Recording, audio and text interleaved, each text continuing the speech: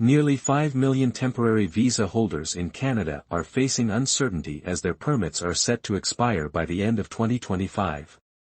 What will happen to them? Will they stay, or will they have to leave?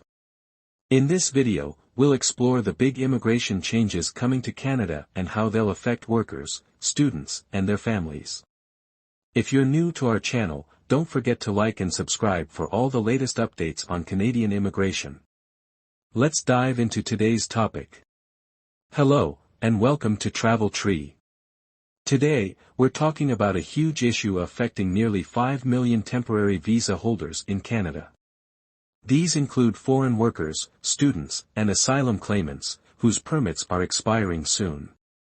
As Canada faces growing concerns about its immigration system and infrastructure, many are wondering what will happen to all these temporary residents. In this video, we'll break down the latest updates on Canadian immigration, what the government is planning, and what this means for visa holders. We'll also discuss some important changes that have recently been announced, including the government's decision to reduce immigration intake over the next few years. So, let's get started. 1. The question of 4.9 million temporary visa holders. Nearly 5 million temporary visa holders in Canada are facing the expiration of their permits by December 2025. This includes people on work permits, study permits, and asylum claimants who are employed. The big question is, how will the Canadian government handle this massive number of people whose status is about to change? Conservative MP Tom Commick recently raised concerns in a parliamentary meeting about how the government will manage this situation. He asked, how will Canada ensure these individuals leave the country if needed? In response, Immigration Minister Mark Miller assured that the Canadian Border Services Agency, CBSA, is actively monitoring immigration rules and that many people are expected to leave voluntarily once their permits expire. But there's more. Another concern raised was about the 766,000 study permits expiring by December 2025. MP Commick asked whether the CBSA had a plan to track these students. Miller explained that many students will either renew their permits or apply for postgraduate work permits, allowing them to extend their stay in Canada legally. 2. The statistics on temporary foreign workers in Canada. To understand the scope of the issue, let's look at some key data. According to Statistics Canada, there are two main programs for temporary foreign workers, the Temporary Foreign Worker Program, TFWP, and the International Mobility Program, MP. Work permits fall under these programs, though not all IMP permits are for employment. In 2021, the majority of workers on TFWP and IMP permits were employed. Specifically, 87% of TFWP holders and 69% of IMP holders worked in Canada. Interestingly, 58% of individuals holding both work and study permits were employed, compared to only 34% of those with study permits alone.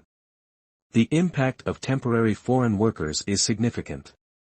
For example, Indian nationals make up a large portion of Canada's immigration landscape.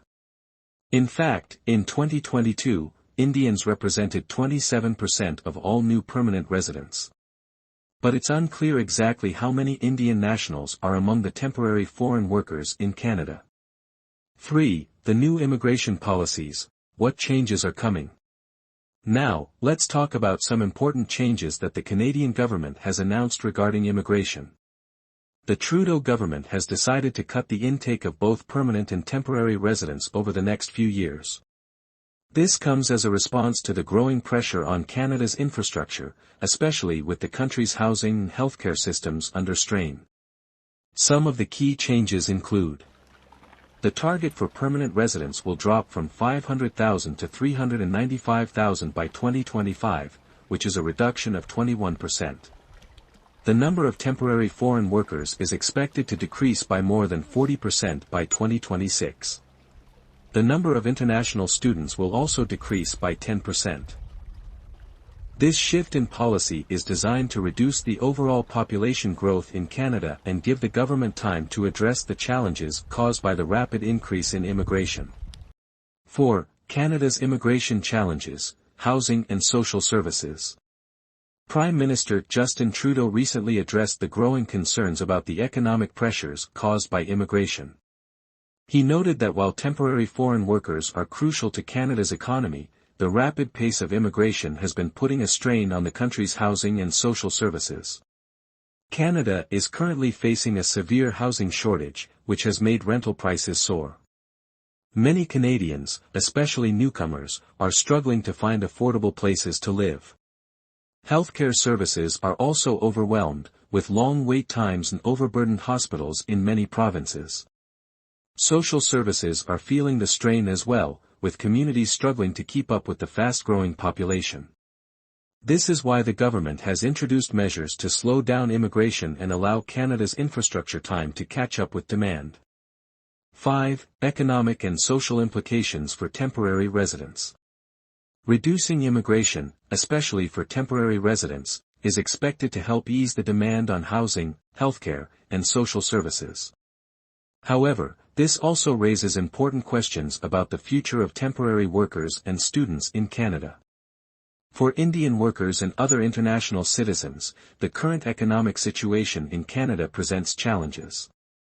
With the housing shortage, high cost of living, and overburdened healthcare system, it might not be the ideal time for everyone to stay in Canada. Many people are now considering other countries where opportunities might be better, with lower costs of living and more accessible social services. So, as Canada faces these challenges, the future of temporary visa holders remains uncertain. The government's plans to reduce immigration could offer some relief to the strained infrastructure, but it also raises questions for those who are currently in Canada on temporary permits. As always, we'll keep you updated with the latest changes, so make sure to subscribe to our channel for more immigration news. Let us know your thoughts in the comments below. How do you think these changes will affect you or your loved ones? Do you think Canada's immigration policies are the right move?